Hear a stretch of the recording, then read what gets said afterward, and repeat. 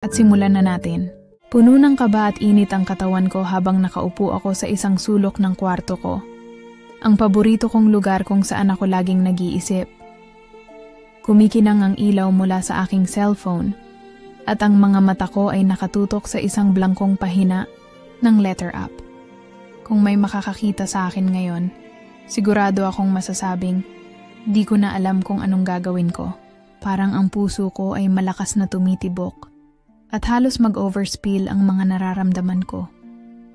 Galit, panghihinayang, at higit sa lahat, pagmamahal. Hindi ko na kayang itago pa. Hindi ko na kayang magpanggap. Nasa akin ang lahat ng dahilan para magsimula ng bagong buhay. Pero hindi ko alam kung saan mag-uumpisa. At sa isang sandali ng kalituhan, napagdesisyunan ko, magsusulat ako ng liham kay DJ Serene. Hindi ko alam kung ito na ba ang tamang hakbang, pero alam ko na kailangan ko ng lakas. Kailangan ko ng tulong para mailabas ang nararamdaman ko.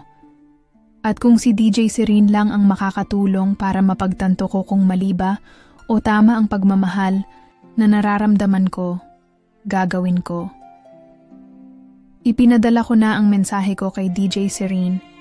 At habang iniisip ko ang mga salita ko, isang tanong na paulit-ulit na naglalaro sa isipan ko. Mahal ko o mahal ako? Si Max, isang lalaki na tumatak sa puso ko. Kung tatanungin mo ako, masasabi ko na siya ang pinakapaborito kong tao sa mundo. Ang kanyang mga mata, parang palaging may lihim na iniingatan. Hindi ko alam kung anong meron siya. Pero hindi ko na kayang itago pa ang nararamdaman ko. Mahal ko siya. Pero ang tanong na yon, hindi ko alam kung siya ba ay nagmamahal din sa akin. O baka isang laro lang ang turing niya sa akin. Nagsimula kami ni Max bilang mga magkaibigan. Minsang nagsama kami sa isang lakad sa Tagaytay. At mula noon, naging mas malapit kami. Pero sa bawat pagkikita namin, sa bawat tawanan at kalokohan, hindi ko maiwasang mag-isip. May nararamdaman din ba siya? O ako lang ang nag-iisip ng sobra? Ang init ng bawat tinginan namin, ang magaan na paghawak niya sa kamay ko, at ang mga minsang pagsulyap na tila may mga salitang hindi na nasasabi. Lahat ng ito ay naging sanhi ng mga tanong sa puso ko. Ngunit, sa mga pagkakataon na umaasa na, nagtataka ako kung bakit sa tuwing sumasama kami sa mga lakad, tila may hangganan ng lahat ng bagay. Hindi ko alam kung anong nangyayari at ang puso ko ay naguguluhan. Ang mga simpleng hipo niya, ang mga biro, at ang mga sulyap na yon, lahat ba yon may ibig sabihin? O ako lang ang napapaasa? Hindi ko na kayang itago pa ang nararamdaman ko. Ang bawat paghinga ko ay puno ng takot. Takot na baka hindi niya ako mahal. Takot na baka ang mga lahat ng ginawa ko, ang lahat ng binigay ko, ay walang kabuluhan. Kaya eto ako, nakaupo dito, sinusulat ang mga saloobin ko, at ipapadala ko kay DJ Serene para makuha ang opinyon ng mga tao. Mahal ko siya, pero mahal ba ako? Puno ng init ang katawan ko habang nagsusulat ako. Parang ang bawat letra ay may kasamang dalang kilig at sakit. Ang puso ko ay hindi mapakali. Hindi ko alam kung tama ba itong ginagawa ko. Pero isang bagay ang sigurado ako. Kailangan ko ng sagot. At kung ang sagot na makukuha ko kay DJ Serene ang magbibigay linaw sa lahat ng ito, walang pagtanggi, ipapadala ko. Hindi ko na kayang maghintay pa. Hindi ko na kayang maglaro ng apoy sa isang relasyon na parang puno ng hindi sigurado. Ang damdamin ko ay masyadong matindi para itago pa. Kaya hindi ko na inisip ang mga susunod na hakbang. Ipinadala ko na ang mensahe ko. At habang tumitingin ako sa aking cellphone, nagdadalawang isip ako kung tama ba ito. Pero sa kabila ng lahat ng yon, natutunan ko na minsan kailangan mong magsimula ng pagbabago. Bawat desisyon ay mayroong kasamang takot. Pero kailangan mong matutunang magtiwala. Kahit na hindi mo alam kung anong mangyayari. Tumingala ako at nagsimula akong huminga ng malalim. Kung ito na ang tamang hakbang, bago pa man sumikang araw sa buhay ko, ako na siguro ang pinakamahiyain na tao sa buong mundo. Wala akong kaalam-alam sa mga bagay na magpapaalab ng puso o magpapalakas ng tibok ng dibdib. I was content with simple things, books, quiet nights, and long walks in the quiet, green fields of Laguna. But everything changed the day Max walked into my life. Tandaan ko pa na sa isang maulan na araw ng Abril, inabot ko si Max sa isang kafe sa bayan. Hindi ko akalain na magiging simula pala ito ng isang kwento na hahantong sa hindi ko alam na takbo ng buhay ko. I was in the middle of sipping my coffee when I noticed him across the room. His back was turned, but even without seeing his face, there was something magnetic about him. The way he carried himself, the aura of mystery, something about him pulled me in. When he turned, and our eyes met for the first time, my heart did something it had never done before. It skipped a beat. Bilog ang mundo ng mga tao, at iyon ang naging pagkakataon ko. He approached me with a smile, casual and yet disarming, and from that moment, everything seemed to shift. Hindi ko alam kung ano ang pakiramdam ng love at first sight. Pero kung may magtatanong sa akin, yun na siguro yun. Para bang oras na lang ang huminto at ang lahat ng paligid ko ay nawala. Hindi ko na kayang kontrolin ang puso ko. Si Max ay may charm na hindi ko kayang ipaliwanag. Hindi siya ganun katangkad, pero ang bawat galaw niya ay may kalma at kumpiyansa. Lahat ng sinabi niya, parang may musika sa mga tainga ko.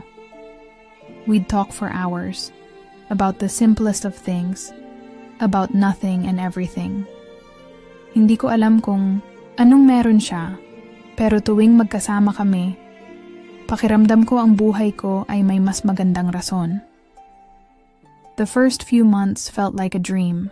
Magkaibigan kami, walang mali siya, o so I thought.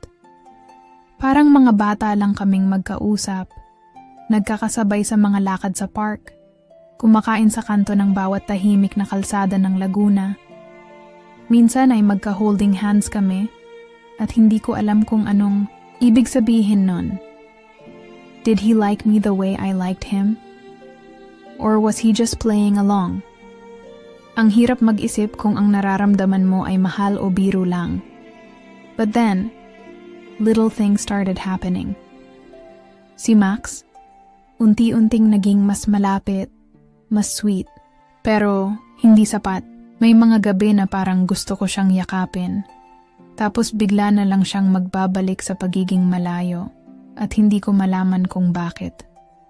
I'd sit there, wondering if all the signs I saw were just me imagining things. But every time he'd look at me, there was that spark in his eyes. That same intensity na parang may naiisip siyang hindi ko alam. I wasn't stupid. Alam ko na may nararamdaman siya. Pero ang tanong, mahal ba niya ako? Or was I just a part of his life, someone to pass time with? There were nights when he'd disappear for hours, and I'd be left wondering, where is he? What is he doing?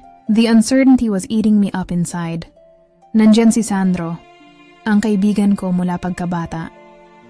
Siya ang laging nandyan kapag kailangan ko ng makakausap. Hindi siya kagaya ni Max. Wala siyang pagpapakita ng espesyal na atensyon, pero alam ko na may nararamdaman siya para sa akin.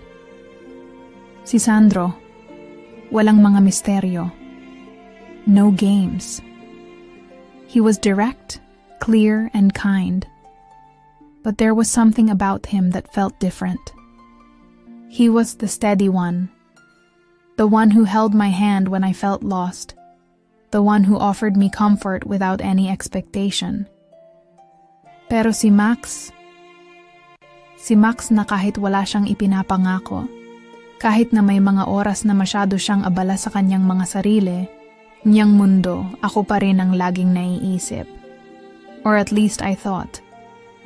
Dahil sa isang gabi na umuulan, tinanong ko siya ng direkta, "Max, mahal mo ba ako?" Pero sa sagot niyang yon, wala akong nakitang kasiguraduhan. Ang mga mata niya ay parang umiwas sa akin. Ang mga labi niya ay nanatiling tahimik. "I don't know, Athena." Sagot niya ng mahina. Hindi ko alam kung anong nararamdaman ko. Sakit, galit, o panghihinayang. Minsan akala ko'y simpleng pagnanasa lang ang nararamdaman ko. Akala ko, minsan lang ito. Pero habang lumilipas ang mga araw, habang mas nakikilala ko siya, habang nakikita ko ang lahat ng mga tanong na ako lang ang sumasagot, mas naging malinaw na ito na mahal ko siya. At masakit tanggapin na wala akong ideya kung siya ba ay nararamdaman din ng pareho. Lahat ng mga alaala namin ni Max ay nagtulungan sa paghuhulma ng aking nararamdaman. At bawat kislap ng kanyang mata ay nagdudulot sa akin ng pagkalito at kaguluhan.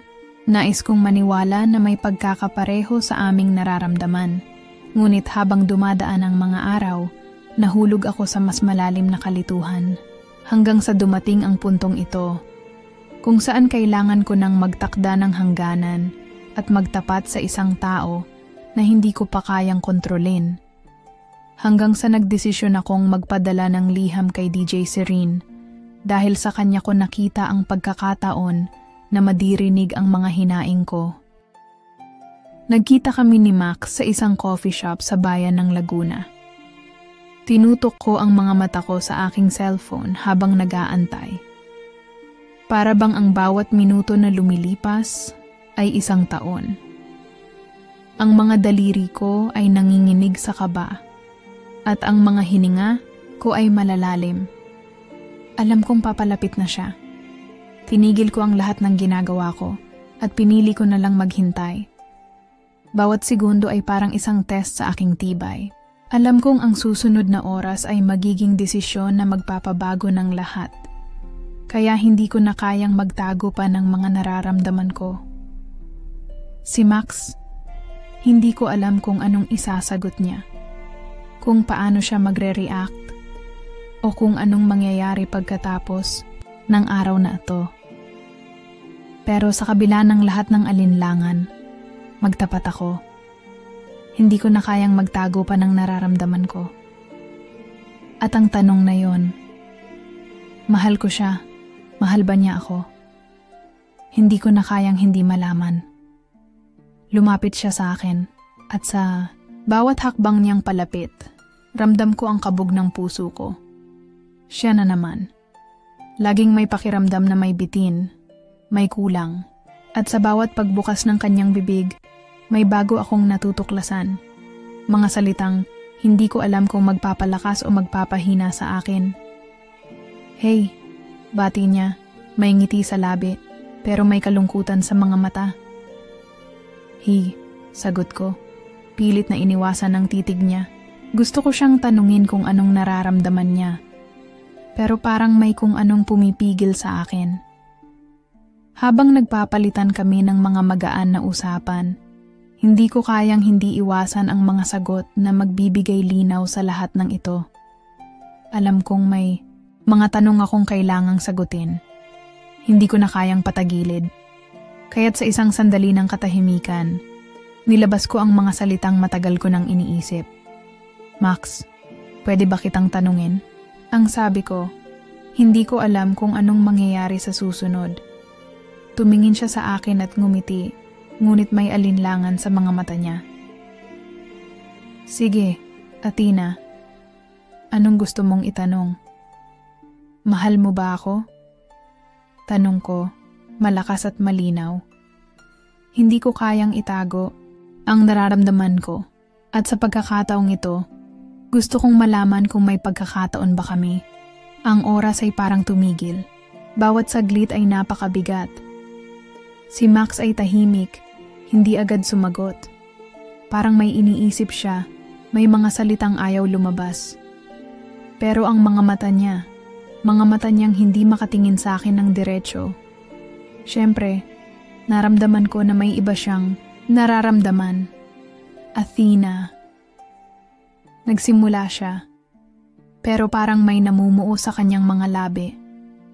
Gusto ko sanang sabihing oo, pero hindi ko alam.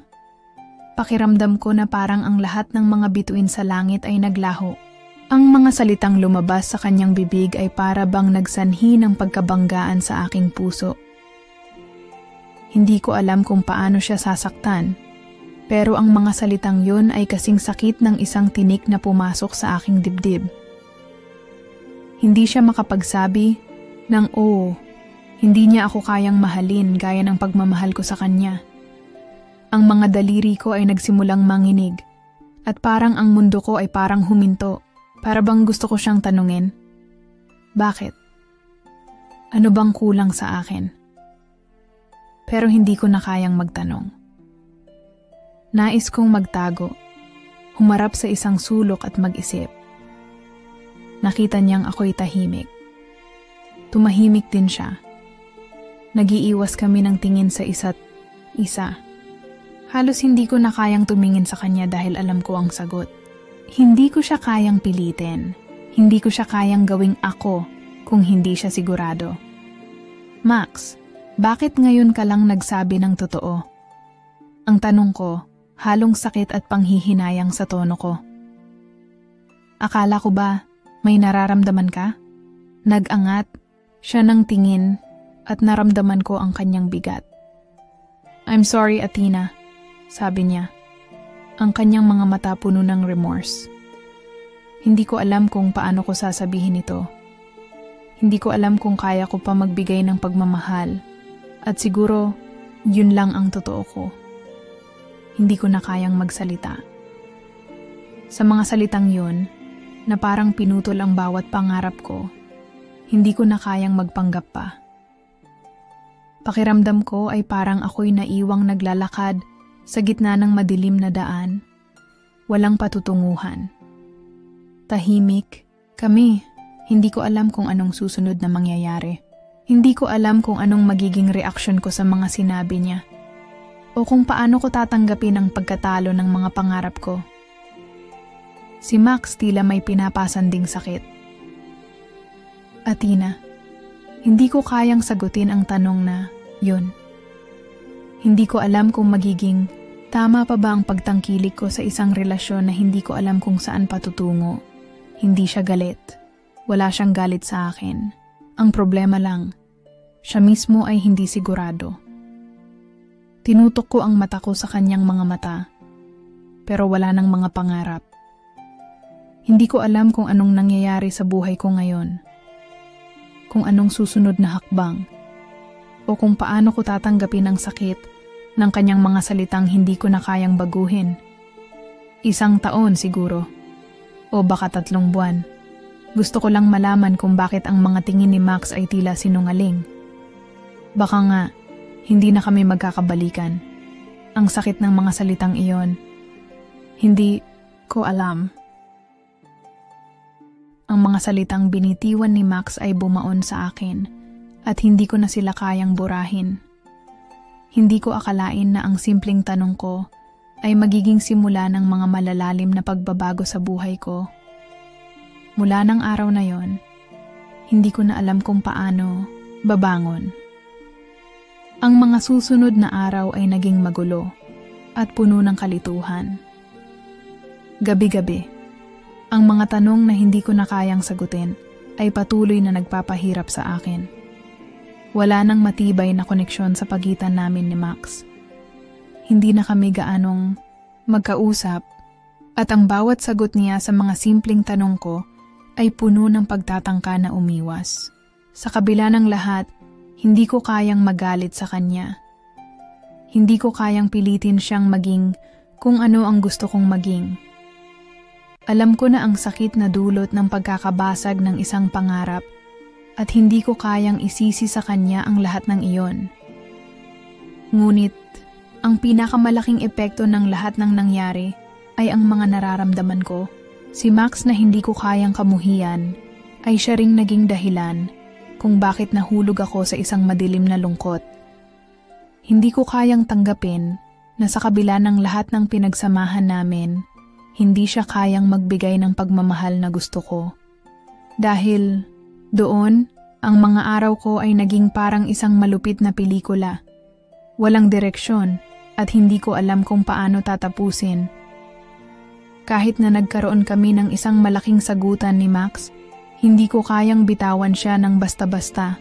Si Sandro, na palaging nandyan para sa akin, ay patuloy na umaalalay. Si Sandro, na hindi ko inasahan na magiging ganito siya sa buhay ko. Ang mga gabing wala akong kausap kundi ang sarili ko. Siya ang nagpapaalala sa akin na may mga tao na nagsusustento at nagmamahal kahit hindi ko ito nakikita. Si Sandro ay palaging nandyan.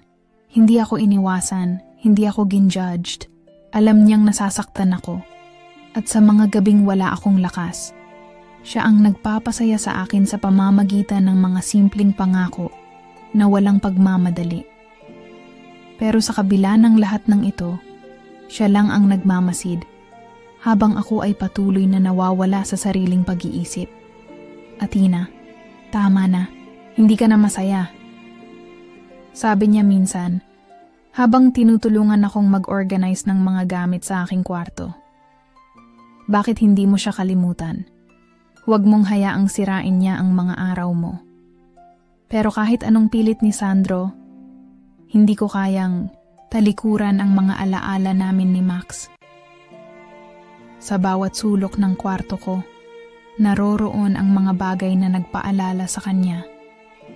Ang kanyang mga mensahe, ang mga litrato, ang mga pangako na noon ay parang magiging forever. Hindi ko kayang ipaliwanag.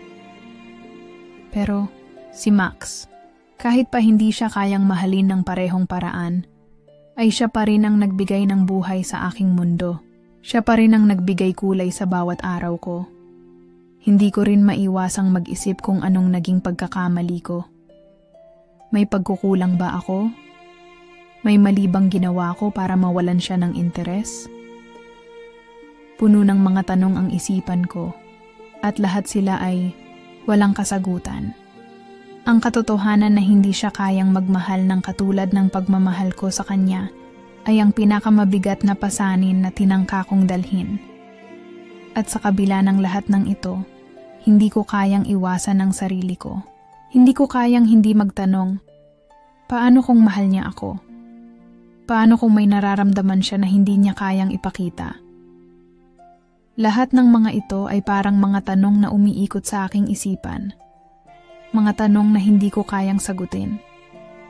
Nang lumipas, ang ilang linggo, nagbago na ang lahat. Hindi ko na kayang magpanggap na okay lang ako, kaya't sinubukan kong maghanap ng mga bagay na magpapalabas ng sakit na nararamdaman ko. Gabi-gabi, lumalabas ako, gumagala kasama ang mga kaibigan, pero sa bawat tawanan, naroon pa rin ang kirot.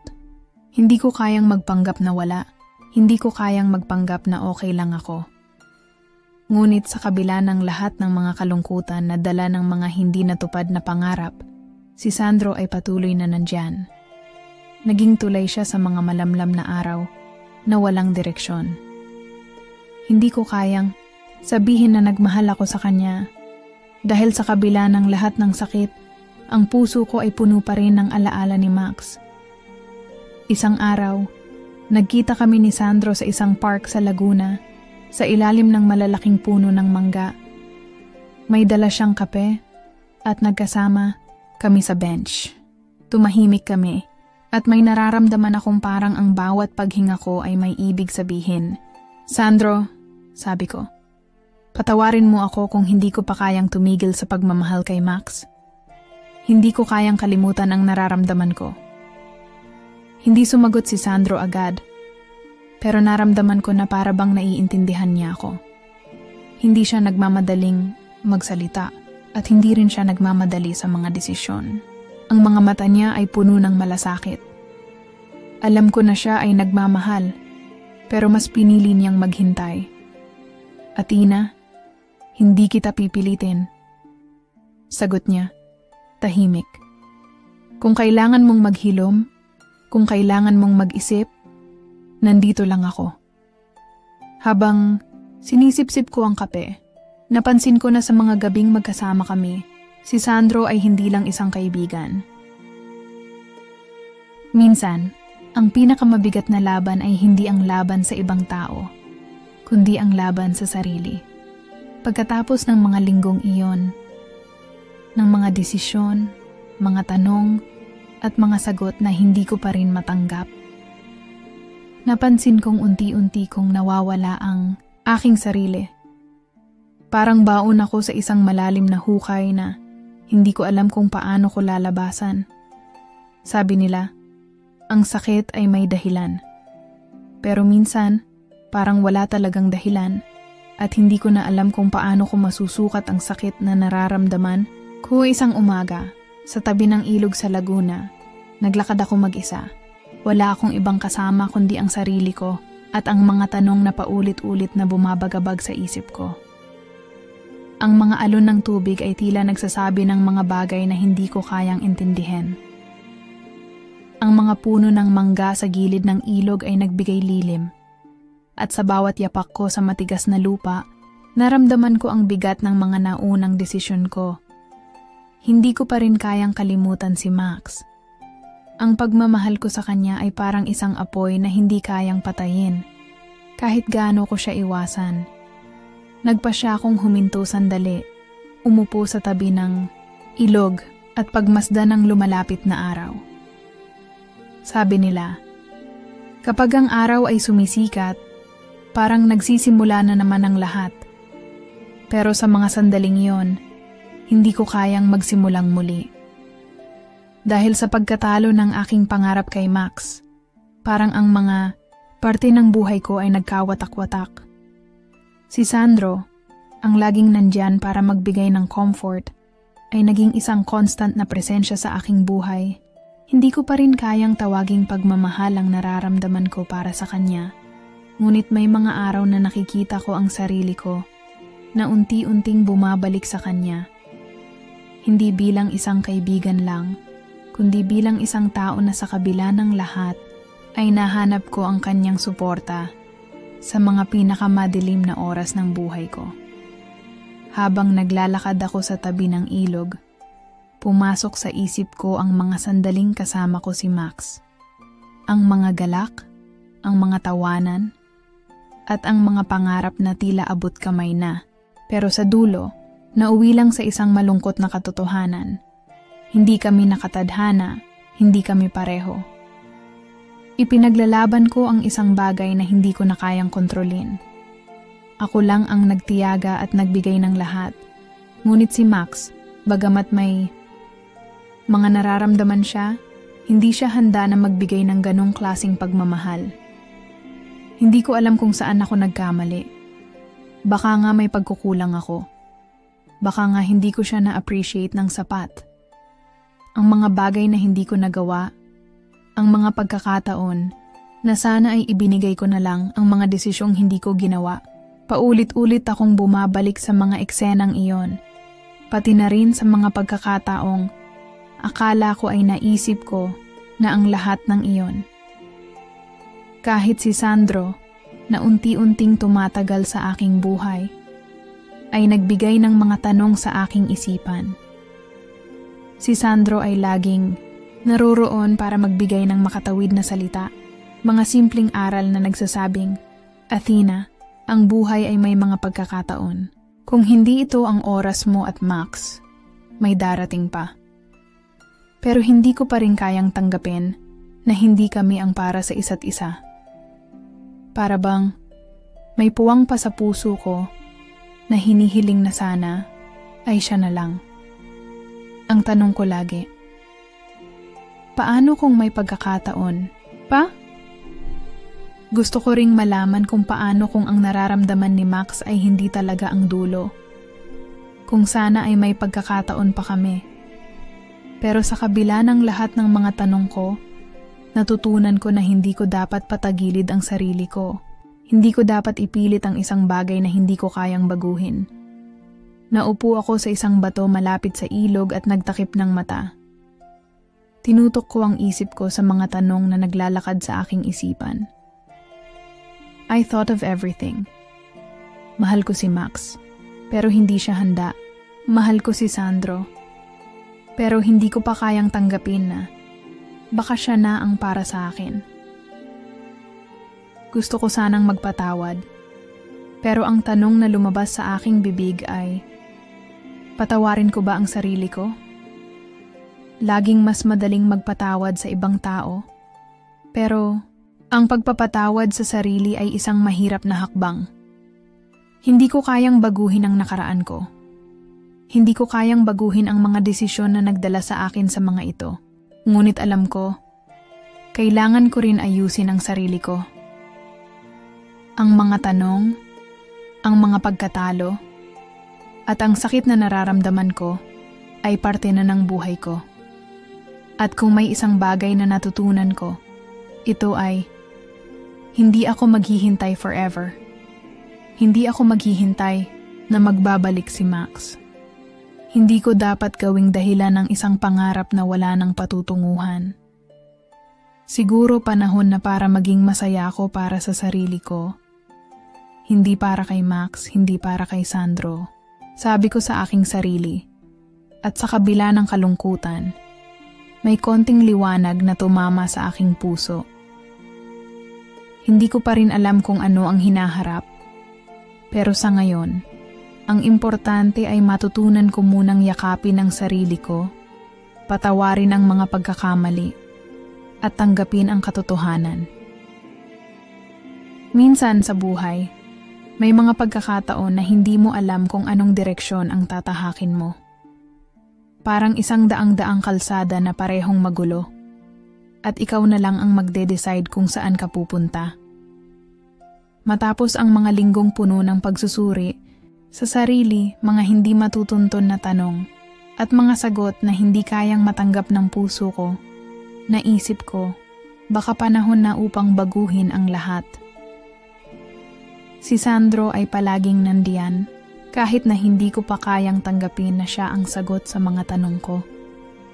Naramdaman ko na sa mga araw na ako'y nalulumbay at naguguluhan, siya ang naging gabay ko. Siya ang naging tulay sa dilim, ang hangin na humahaplos sa mga pagod kong katawan. Ngunit sa kabila ng lahat ng ito, hindi ko pa rin kayang tumanggap ng buong buo sa sarili ko ang posibilidad na ako ay magbabalik loob kay Sandro. Hindi bilang isang kaibigan, kundi bilang isang tao na may parehong nararamdaman. At si Max na minsan ay naging sanhi ng mga kaligayahan ko, ay siyang nagbigay sa akin ng pinakamalaking kalungkutan. Ang mga araw na kasama ko siya ay tila ba isang panaginip, at sa kabila ng lahat, ako ay naiwan na lamang na naglalakad mag-isa sa madilim na kalsadang iniwan niyang bakas. Hindi ko alam kung anong nangyari sa akin. Hindi ko alam kung paano nagbago ang lahat. Kung sana ay kaya kong baguhin ang mga desisyon ko. Kung sana ay hindi ako naging padalos-dalos sa mga salitang ipinagkait ko sa kanya. Atina, sabi ni Sandro, isang gabi habang kami ay naglalakad sa tabi ng ilog sa Laguna, wala kang dapat ipaliwanag sa lahat. Ang mahalaga, kung ano man ang desisyon mo, nandito lang ako. Pero may isang bagay na hindi ko kayang itago mula kay Sandro. Ang katotohanan na sa kabila ng lahat ng kanyang ginawa para sa akin, si Max pa rin ang naaalala ko.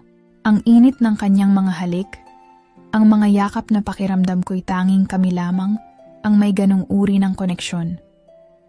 Sa bawat sandali ng pagnanasa na ibinubukas ni Sandro, ako'y tila nagsasara. Hindi ko kayang tanggapin na ang pagmamahal ko kay Max ay muling magbabalik kahit na siya ay malayo na. Hindi ko kayang magpatawad sa sarili ko. Hindi ko kayang patawarin ang aking mga desisyon at ang mga pagkakataong iniwasan ko si Sandro. Hindi ko kayang tanggapin na sa kabila ng lahat ng pag-aalala na ipinakita ni Sandro, ako ay patuloy na nabubuhay sa nakaraan. Bawat gabi, nag-aalala ako. baka hindi ko na matutunan kung paano mag-move on. Bakit hindi ko kayang tanggapin si Sandro? Bakit ba hindi ko kayang kalimutan si Max? Tanong ko kay Sandro isang gabi habang kami ay magkasama sa bahay ko. Ang mga bagay na hindi natin kayang baguhin, Athena, ay mga bagay na kailangan nating tanggapin. Hindi mo siya kayang pilitin kung hindi siya naroroon. Pero kung ikaw ay handa nang tanggapin ang mga pagbabago, nandito ako, hindi para pilitin kang baguhin, kundi para maging katuwang ka sa paghilom. Nag-isip ako. Si Sandro ay hindi lang isang kaibigan. Siya na ngayon ang nagiging pag-asa ko sa isang bagong daan. Hindi ko pa kayang masaktan sa mga pagnanasang ipinaparamdam ni Sandro sa akin. Ngunit ang ginawa niyang pagpapasya na sumuporta sa aking desisyon ay isang bagay na ipinagpapasalamat ko. Ngunit may mga araw na tinatanong ko ang aking sarili. Handa na ba ako? May pagkakataon ba ang puso ko para kay Sandro? Sa mga gabing naglalakad kami ni Sandro sa tabi ng ilog sa Laguna, nararamdaman ko ang presensya niya. Ang mga salitang hindi ko kayang ilabas, ang mga sagot na hindi ko kayang tanungin, ay napapawi. Sa bawat hakbang namin, naiisip ko na marahil ay may pag-asa pa. Hindi ko pa kayang tanggapin, ngunit natutunan ko na kailangan ko rin tumulong sa sarili ko upang makalaya sa mga tanong na walang kasagutan. Hindi ko kayang pilitin ang mga bagay na hindi kayang mangyari. Hindi ko kayang baguhin ang mga pagkakataong nagdaang hindi ko na matutunan. Minsan ang paghihintay ng kasagutan ay isang uri ng kalungkutan. Pero sa kabila ng lahat ng ito, hindi ko kayang tumigil sa pagpapatawad sa sarili ko. Hindi ko kayang magpanggap na okay lang, pero sa kabila ng mga sugat ng nakaraan, natutunan ko na hindi ito ang wakas ng aking kwento. Hindi ko kayang mawalan ng pag-asa. At higit sa lahat, natutunan ko, masakit man, na ang tunay na pagbabago ay nagsisimula sa pagtanggap. Bukas, sabi ko sa aking sarili, bukas ay magsisimula ang lahat. Nagising ako isang umaga na ang sakit ng nakaraan ay bumabalik sa akin ng mas matindi. Sa mga linggong lumipas, hindi ko na yata kayang itago pa ang nararamdaman ko. Nandyan si Sandro. Laging nandyan, nag-aalaga, nagpapatawa, nagbibigay ng liwanag sa aking madilim na mundo. Pero si Max, kahit malayo na, ay hindi ko kayang palayain. Palaging bumabalik sa isip ko ang mga alaala namin at isang tanong na laging nagsisiksik sa aking puso. Paano kung may pagkakataon pa kami? Hindi ko na kayang itago pa ang bigat ng mga tanong na ito. Alam ko, sa kabila ng lahat ng magagandang bagay na meron ako kay Sandro, si Max pa rin ang laman ng puso ko. At ito ang nagbigay sa akin ng isang matinding desisyon na kahit ako ay natatakot, alam ko na wala na akong ibang choice kundi harapin ang katotohanan. Si Sandro, na sa bawat sandali ay nagpapakita ng malasakit at pagmamahal, ay nagbigay ng isang gabay sa akin. Ngunit sa kabila ng lahat ng mga ginawa niyang sacrifices, alam ko na hindi ko siya kayang ipagpalit. Hindi ko kayang mabuhay na may hindi kumpletong puso. Ngunit hindi ko rin kayang maging selfish.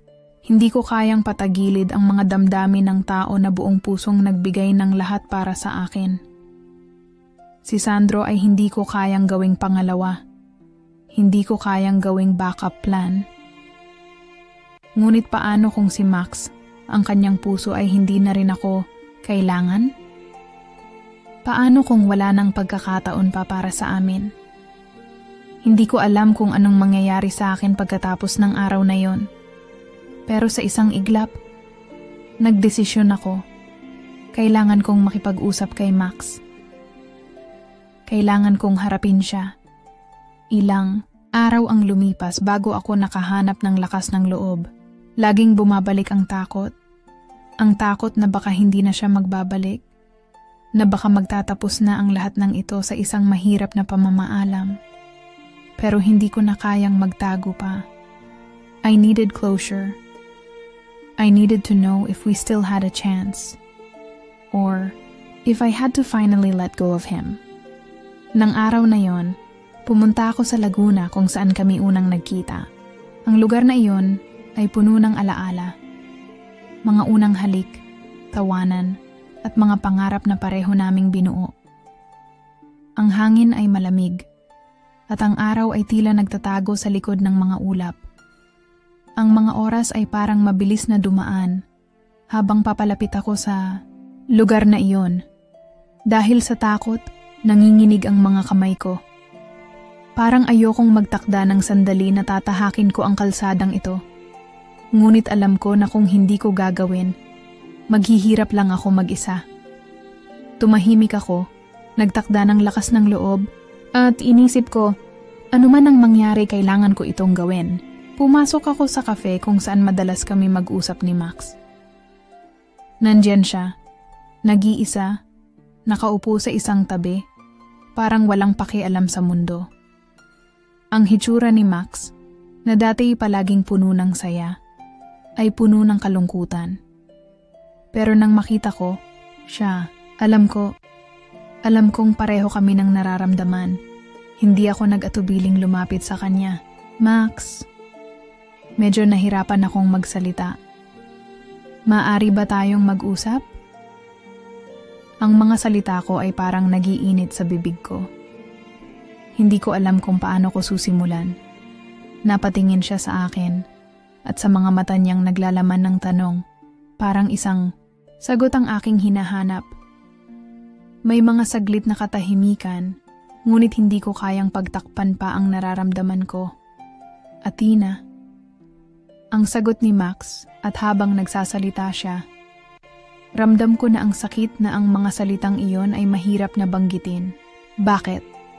Bakit ngayon? Ang mga mata ni Max ay puno ng alalahanin. Tila may tinatago. Hindi ko na kayang magtago pa. Max, mahal pa kita. Hindi ko kayang itago. Hindi ko kayang magpanggap na okay na ako. Hindi ko kayang kalimutan ka. Ang mga salitang iyon ay bumalot sa buong katawan ko. At sa mga sandaling iyon, parang iniiwasan ko na ang katotohanan. Pero kailangan kong sabihin. Dahil ang puso ko, kahit ilang linggo na ang lumipas, ay hindi pa rin kayang mag-let go. Hindi ko alam kung paano ko siya iiwasan. At hindi ko na kayang magsinungaling. Hindi ko kayang magtago. Hindi ko kayang magpanggap na wala akong nararamdaman para sa kanya. Si Max, na para bang tinatanggap ang lahat ng nararamdaman ko, ay tumahimik muna. Pumikit siya sandali at sa mga mata niyang tumutulo ang ilang patak ng luha, naramdaman ko na ang sakit na hindi ko na kayang ikubli. Alam ko, sabi ni Max, mahal kita, Athena, pero hindi na ako handa. Wala akong magagawa kung ang puso ko ay hindi na kayang magbigay pa. Sa mga salitang iyon, parang bumangon ako mula sa pagkakalugmok ko. Parang gusto ko siyang yakapin at sabihin na huwag mong gawing huli. Pero ang puso ko, kahit pilit niyang hinahanap ang rason, ay hindi na kayang magsalita. Ang puso ko, ang pusong hindi kayang palayain si Max, ay napagod na. Matapos ang lahat ng nangyari, matapos ang mga gabi ng pagsisisi at pag-iisip, dumating ang isang araw na ang lahat ng sugat ay nagsimulang maghilom. Ang mga tanong na matagal kong iniwasan, unti-unting naging mga sagot na hindi ko na kailangan pang ipagpilitan. Nalaman ko na ang pagmamahal ay hindi laging isang laban ng pagpili ng pinakamagandang daan.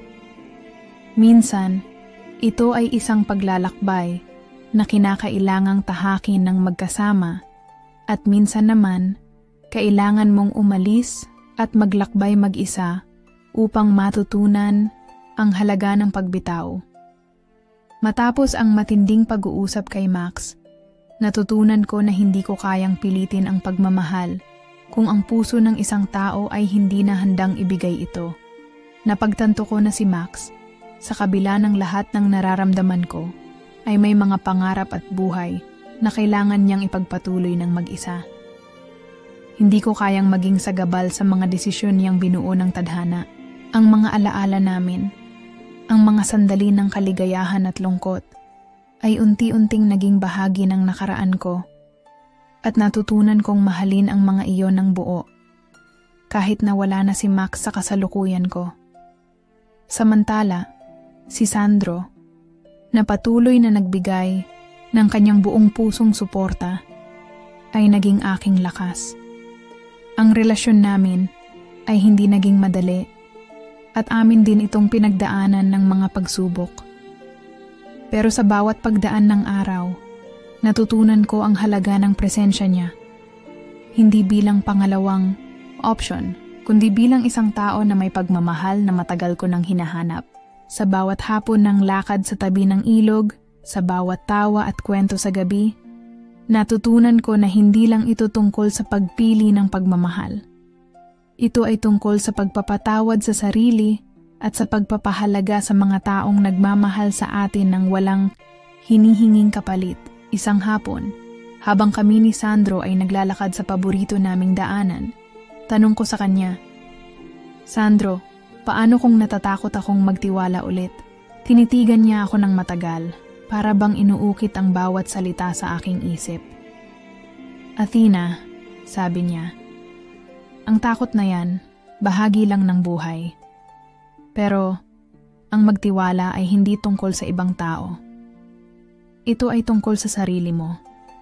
Kung hindi ka magtitiwala sa sarili mong desisyon, paano ka magmamahal ng buo?" Bumangon sa akin ang mga salitang iyon. Hindi ko na kailangang maghanap pa ng sagot sa mga tanong na wala ng kapupuntahan. Ang pinakamahalaga ay ang pagmamahal na hindi batay sa takot, kundi sa pagbabalik loob at pagtanggap. At doon, sa ilalim ng puno na puno ng alaala, napagtanto ko na si Sandro ay hindi lang ang isang taong nariyan kapag ako'y sugatang at naguguluhan. Siya ang naging pintuan para sa bagong simula. Isang pagkakataon upang paghilumin ang sugatang puso. At isang tao na may pagmamahal na hindi nagmamadali, kundi maghihintay hanggang ako ay handa. Sa araw na iyon, habang kami ay magkasama, masaya, at tahimik, naramdaman ko na ang buhay ay may mga pagkakataon na hindi kayang ipilit. May mga pagkakataon na kailangan mong maglakbay mag-isa upang matutunan ang halaga ng pagkakaroon ng tamang tao sa iyong buhay.